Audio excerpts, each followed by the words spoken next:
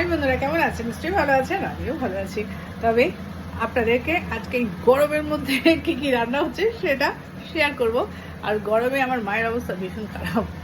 এই দেখুন, মাছের ঝাল দেখেছেন, এই দেখুন, টমেটো দিয়ে পেঁয়াজ দিয়ে মাছের ঝাল, মাছের ঝাল, মাছের মাথা দিয়ে মুগের ডাল, ভেন্ডি ভাজা আর এই শাক।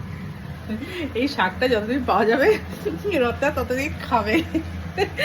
এত ভালোবাসি আমি এই শাকটা খেতে না।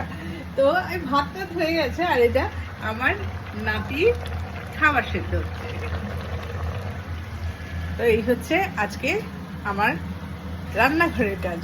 তো মায়ের অবস্থা দেখুন কিরকম অবস্থা, গরমে মায়ের অবস্থা খুব খারাপ। মা খুব খুব টায়ার্ড হয়ে গেছে, সকাল থেকে টুকটাক টুকটাক কাজ করেই যাচ্ছে। আমি অবশ্য কম করেছি কাজ, আজ রান্নাটাই করছি, আর কিছু কাজ করিনি। তাই সবাই ভালো থাকবেন, সুস্থ থাকবেন, টাটা।